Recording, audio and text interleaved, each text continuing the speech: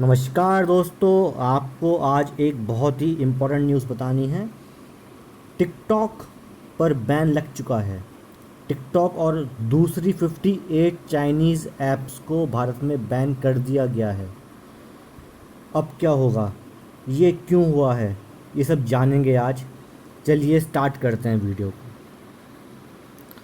तो दोस्तों, जैसा कि मैंने बताया आपको कि इंडिया में टिकटॉक बहुत ही फेमस ऐप थी। टिकटॉक इसको बैन कर दिया गया।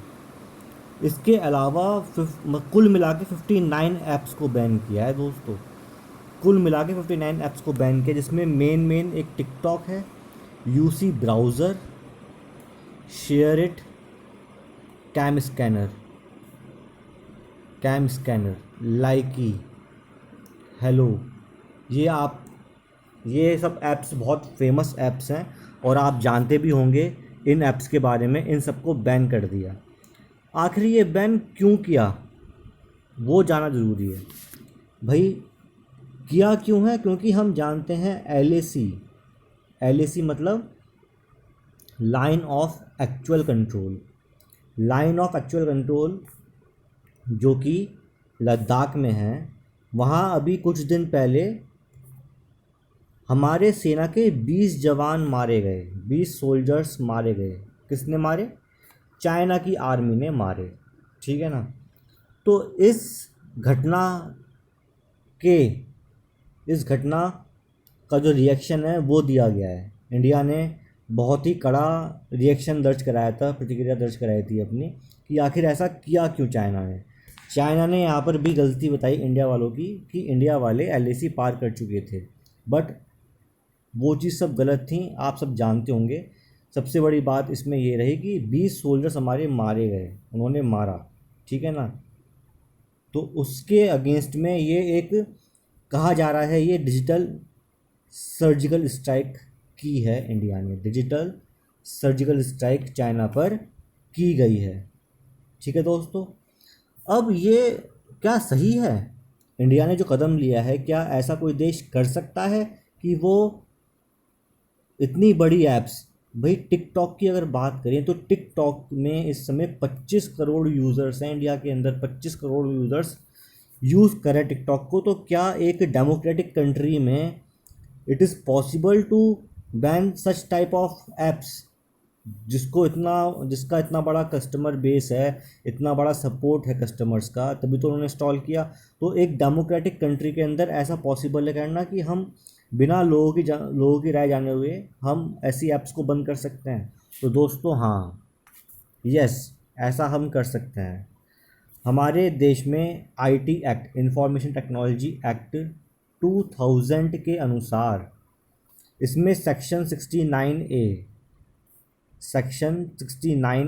ये कहता है कि अगर हमारे देश के हमारे देश की संप्रभुता, सोवरेनिटी या फिर इंटीग्रिटी को खतरा है किसी भी चीज़ से, अधिक मतलब आईटी एक्ट मतलब कि डिजिटल कोई ऐसा प्लेटफॉर्म है कि उससे अगर हमारे देश की सोवरेनिटी और इंटीग्रिटी को खतरा है अगर, या फिर हमारे डिफेंस को खतरा है, इंडिया के डिफेंस को, इंटरनल सिक्योरिटी को खतरा है कोई, तो उस केस में जो डिजिटल प्लेटफॉर्म है उसको हम बंद कर सकते हैं, उसको हम रोक सकते हैं, उसको बैन कर सकते हैं। ठीक है दोस्तों। और ऐसा किया क्यों गवर्नमेंट ने अभी? तो ये कंप्लेंट आई थी कि जो ये सब ऐप्स हैं, 59 ऐप्स हैं, इनमें से लगभग 40 के आसपास जो ऐप्स हैं वो ऐसी ऐप्स देखी गई हैं जो इम्पोर्टेंट डेटा, इंडिया का जो इम्पोर्टेंट डेटा है वो शेयर कर रही थी चाइनीज़ आर्मी के साथ। चाइना को वो अपना इंडिया का डेटा दे रही थी, जिससे कि हमारे देश की जो इंटरनल सिक्योरिटी है उस पर सवाल उठने शुरू हो गए थे, खतरा होना शुरू हो गया था। और ये रिपोर्ट्स भी आई हैं कि चाइना हमारे इंडिया पर साइबर अटैक कर सकता है। साइबर अटैक का मतलब होता है कि attack using digital platform. Cyber attack में क्या होता है कि जो डिजिटल प्लेटफॉर्म का यूज़ करके हम अटैक करते हैं, जिससे कि बहुत नुकसान होता है। तो इस अटैक को रोकने के लिए, इसको काउंटर करने के लिए ये कदम उठाना ज़रूरी था। ठीक है दोस्तों।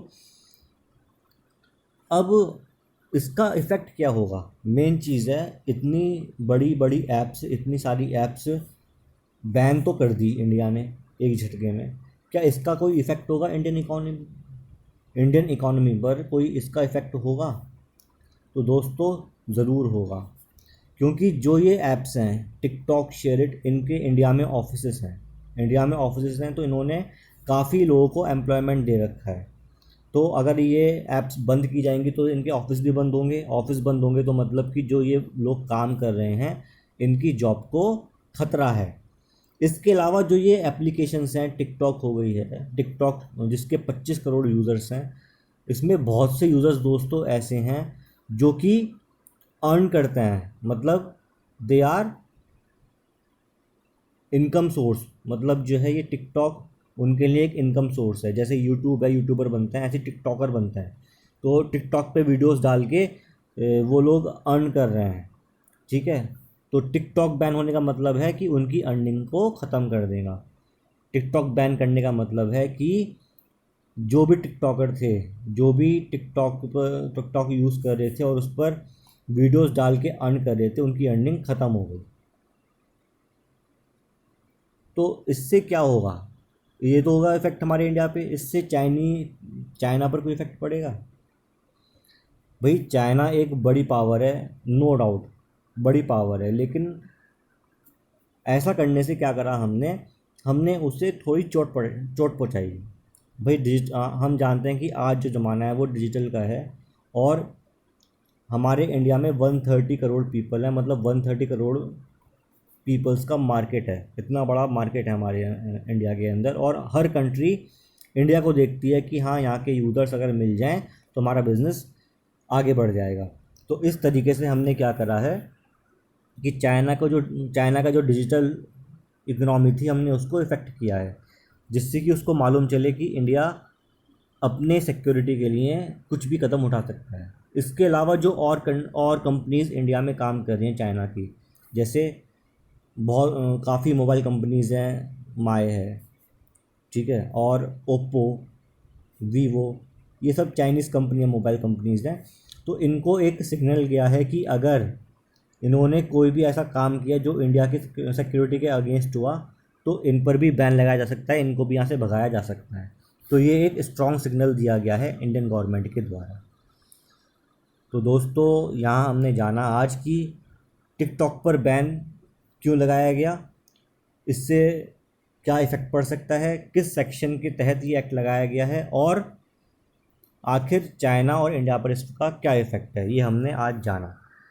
अब ये लिस्ट है जिस जिस ऐप्स पर बैन लगाया गया है। दोस्तों ये आप लिस्ट देख लीजिए, अगर आप इसमें से कोई भी ऐप यूज़ करते हैं तो आपसे रिक्वेस्ट है उस ऐप को आप डिलीट कर दीजिए, नहीं तो हो सकता है कि आपका डेटा मिसयूज़ किया जाए किसी व्यक्ति के द्वारा, और फिर वो इलीगल माना जाएगा इंडिया के अंदर, क्योंकि अब इंडिया ने इन ऐप्स का यूज़ करने पर बैन लगा दिया है। अगर आप अब यूज़ करते हैं इन ऐप्स को, मतलब कि you are doing a illegal work, ठीक। तो इसलिए ये आप लिस्ट देख लीजिए, इस लिस्ट में से 59 ऐप्स हैं ये। कोई भी अगर आप ऐप यूज़ करते हैं इसमें से, तो आपसे रिक्वेस्ट है आप उनको डिलीट कर दीजिए अपने फ़ोन से, और गाइडलाइंस अभी आगे गवर्नमेंट जारी कर देगी, अकॉर्डिंगली आप उसको फॉलो करिए। तब तक के लिए दोस्तों ये वीडियो समाप्त करता हूँ मैं। तब तक के लिए धन्यवाद। आपका दिन शुभ हो।